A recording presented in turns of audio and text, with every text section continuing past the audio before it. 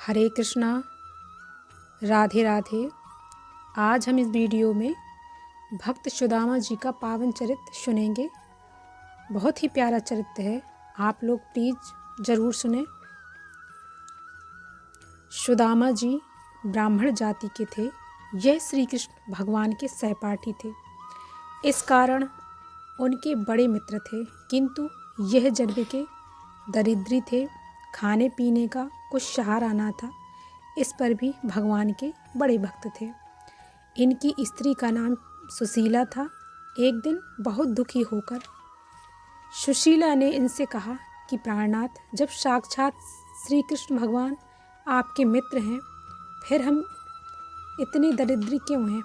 आपको एक बार अपने मित्र से मिलकर अपनी दशा अवश्य वर्णन करनी चाहिए। सुदामा जी ने कहा कि प्रिय, तुम्हारा कहना ठीक है, किंतु ऐसी हीन दशा में मित्र के पास जाना उचित नहीं समझता। इसमें तो हंसी होगी।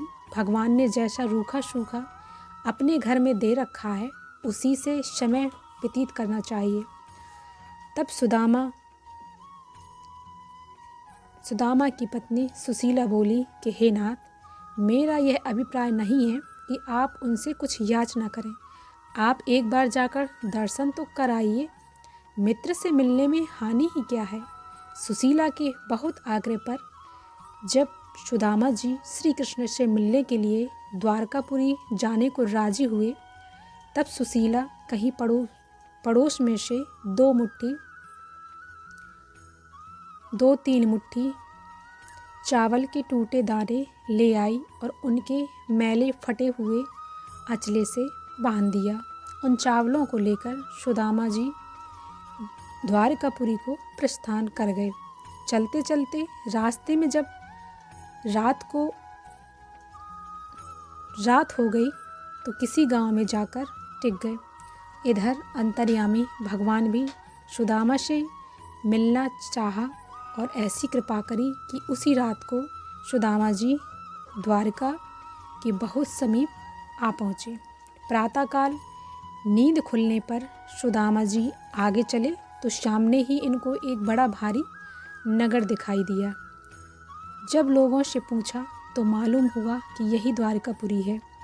तब तो ये बड़े प्रसन्न हुए और स्नान, संध्या वंदन इत्यादि से निवृत्त होकर मित्र से मिलने की अभिलाषा में भगवान श्री कृष्ण के रहने की जगह पूछते पूछते चले।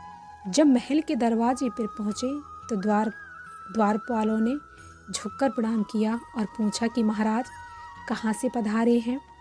तब सुदामा जी ने कहा, नाम सुदामा कृष्ण हम पढ़े एक ही साथ, इतना ही परिचय बहुत सब जानत हैं नाथ। हे भाई, आप केवल श्री कृष्ण से इतना जाकर कहो कि आपका बालकपन का सहपाठी सुदामा आपसे मिलने की इच्छा से द्वार पर खड़ा है। बस इतना ही कहने से वह सब समझ जाएंगे। द्वारपाल यह सुनकर भीतर गया और भगवान श्री कृष्ण महाराज से इस प्रकार कहने लगा, शीश पगा न झगा तन पे, प्रभु जान को आहे बसे यही ग्रामा। धोती फटी सिलटी द्रौपदी अरु, पाँव पान है की नहीं श्यामा। द्वार खड़ो दोज दौर बलैक, देखियो रह्यो चक्षो वसुधा अभिरामा। पूछत दीन दयाल को धाम, बतावत आपनो नाम सुदामा। बतावत आपनो नाम सुदामा। हे नाथ, दरवाजे पर बहुत ही दरिद्र मैले फटे हुए कपड़े पहने एक ब्राह्मण खड़ा है।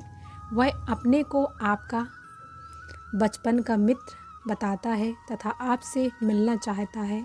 नाम उसका सुदामा है। श्री कृष्ण जी सुदामा का नाम सुनकर जैसे बैठे थे वैसे ही उठकर तुरंत बाहर आए और चिरकाल पीछे अपने बाल सखा को देखकर प्रेम से छाती से लगाकर मिले तथा हाथ पकड़कर बड़े प्रसन्न होते हुए भीतर ले गए और अपनी कोमल सैया पर बैठाया और हंस हंस कर बातचीत करने लगे। इतने में ही रुक्मणी जी पूजा का सामान लेकर आईं। उनके हाथ से जल लेकर स्वयं श्री कृष्ण भगवान मित्र के चरण धोने लगे। पैरों में चलते चलते कांटे लग गए थे और बीमारी फटी हुई थी। ऐसी हालत देखकर भगवान बड़े दुखी हुए और कहने लगे, ऐसे बेहाल बेमायन सो पग कंटक जाल लगे पुन जोय। हाय महा दुख पायु सखा तुम आए ते न किते दिन खोए। देख सुदामा की दीन दशा करुणा करके करुणा निधि रोए। पानी परात को हाथ छुओ नहीं नैनन के जल सो पग धोए। नैनन के जल सो पग धोए। धोए पाँव पट प्रीत सो पूछत हैं यदुराय। सत्यभामा से यह कही करो रसोई जाय। चरण धोकर बड़े प्रेम से अपने पीताम्बर से भगवान ने मित्र के पैर पोंछे। फिर कोख में कोई चीज़ दबी हुई देखकर हंसकर पूछने लगे, कुछ भावी हमको दियो सो तुम काहे न देत। बांधी पोटर काख में दुबकाई कहेत। मित्र कहो, भाभी ने हमारे लिए क्या सौगात भेजी है? यह तो नहीं हो सकता कि उनने कुछ भी ना भेजा हो, किंतु तुम्हारे दिल में कुछ कपट मालूम होता है, इसलिए तुम उस सौगात को बीच में ही हजम कर जाना चाहते हो। सुदामा जी यह सुनकर शर्मा गए और बगल की पोटली को और भी चिपकाने लगे। सुदामा की पोटली छिपाने की चेष्टा देखकर भगवान ने उनको छीनना चाहा। जिस वस्त्र में तंदुल बंधे हुए थे वह वस्त्र पुराना जीर्ण हो चुका था। छीना झपटी में वस्त्र फट गया और सब तंदुल पृथ्वी पर बिखर गए। श्री कृष्ण ने तुरंत ही एक मुट्ठी चावल उसमें से खा लिए और दूसरी मुट्ठी भरकर खाना ही चाहते थे कि रुक्मणी जी ने तुरंत ही हाथ पकड़ लिया। इसमें यह संदेह होता है कि रुक्मणी जी ने हाथ क्यों पकड़ा और शेष तंदुल क्यों नहीं खाने दिए। बहुत से कवियों ने इसका अर्थ यह किया है कि एक मुट्ठी चावल खाने से तो सारे संसार की संपदा सुदामा जी को दे दी, अब दूसरी मुट्ठी खाकर और क्या देने की इच्छा है। किसी का ऐसा भी मत है कि रुक्मणी जी के मन में यह चिंता हुई कि मैं लक्ष्मी स्वरूप हूँ, सो दूसरी मुट्ठी खाकर कहीं मुझे ही ना दे बैठें। और किसी किसी का यह भी मत है कि रुक्मणी जी ने यह सोचा कि प्राणनाथ अति कोमलांग हैं, कहीं कच्चे चावल खाने से पेट में दर्द ना हो जाए। किंतु रुक्मणी जी के हाथ पकड़ने का असली तात्पर्य तो यह था कि जो चीज़ आपके मित्र लाए हैं उसे आप ही ना खाएं, उसमें से हम सबका भी हिस्सा है।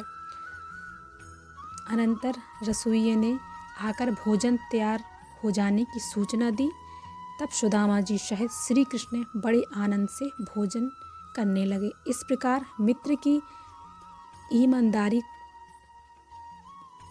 मेहमानदारी खाते हुए सुदामा जी को वहाँ 7 दिन बीत चुके थे।